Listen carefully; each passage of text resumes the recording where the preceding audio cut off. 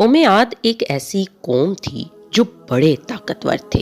40 ہاتھ جتنا قد، 800 سے 900 سال کی عمر، نہ بوڑھے ہوتے، نہ بیمار ہوتے، نہ دانت ٹوٹتے، نہ نظر کمزور ہوتی، جوان، تندرست و توانا رہتے۔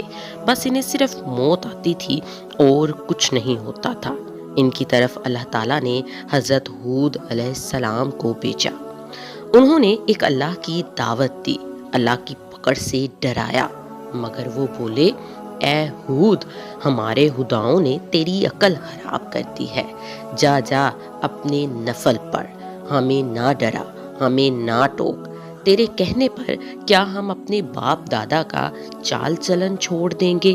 عقل خراب ہو گئی ہے تیری، تیرے کہنے پر چلے تو ہم تو بھوکے مر جائیں گے۔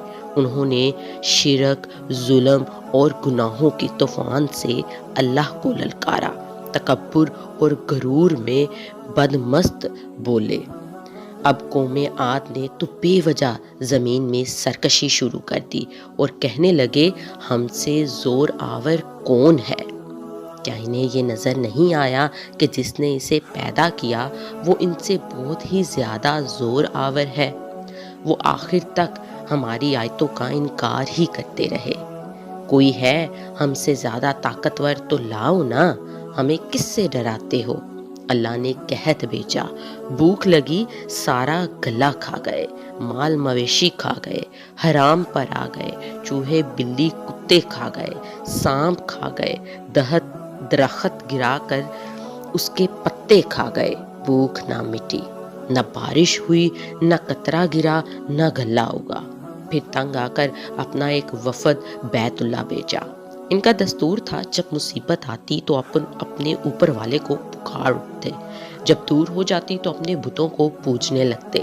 بیت اللہ وفد گیا اور کہا کہ ہمارے لیے اللہ سے دعا کرو کہ بارش برسائے۔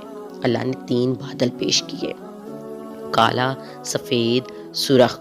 اللہ نے فرمایا، ان میں سے ایک کا انتخاب کرو۔ انہوں نے آپس میں مشورہ کیا کہ سرخ میں تو ہوا ہوتی ہے، سفید خالی ہوتا ہے، کالے میں پانی ہوتا ہے، کالا مانگو۔ اللہ تعالیٰ نے فرمایا، واپس پہنچو، بادل بھیجتا ہوں۔ وہ خوشی خوشی واپس آئے۔ سب لوگ ایک میدان میں جمع ہوئے، بادل آیا، وہ ناچنے لگے کہ اب بارش ہوگی، قحط مٹے گا، کھانے کو ملے گا۔ کیا پتا تھا کہ وہ بارش نہیں، اللہ کا عذاب ہے۔ جب تم ہود سے کہتے تھے کہ لے آ جس سے ہم کو ڈراتا ہے، اس بادل میں ایسی تند و تیز ہوا تھی کہ جس نے اس کو اٹھا مارا اور ان کے گھر اڑا دیے۔ 40 ہاتھ کے قد کے لوگ تنکوں کی طرح اڑ رہے تھے۔ ہوا ان کے سروں کو ٹکراتی تھی، اتنی زور سے ٹکراتی تھی کہ ان کے بیجے نکل نکل کر منہ پر لٹک گئے۔ بعض لوگ بھاگ کر غار میں گھس گئے کہ یہاں تو ہوا نہیں آ سکتی، مگر میرے رب کا حکم ہو کر رہتا ہے۔ ہوا غار میں بگولے کی طرح داخل ہوتی اور ان کو باہر اٹھا کر پھینک دیتی۔ اللہ نے فرمایا، کیا کوئی بچا ہے؟ اللہ تعالیٰ نے ان کو ہلاک کر کے دکھایا کہ جب تم اللہ اور اس کے رسول کی نافرمانی کرو گے، اللہ تم پر ایسی جگہ سے عذاب بھیجے گا جہاں سے گمان بھی نہ ہوگا۔ جو گناہ قوم عاد نے کیا، کیا وہ ہم نہیں کر رہے؟ کیا ہم اللہ کی حدوں کو پار نہیں کر گئے؟ کیا ہم اللہ کو اپنی نافرمانی سے نہیں للکار رہے؟ توبہ کرو، اللہ سے ڈرو، نماز پڑھو، قرآن پاک پڑھو۔ جن گناہوں کو ہم معمولی سمجھتے ہیں، اللہ نے ان گناہوں پر پوری پوری قومیں زمین بوس کرتی ہیں۔ استغفر اللہ ربی من کل ذنب اذنبتہ واتوب الیہ۔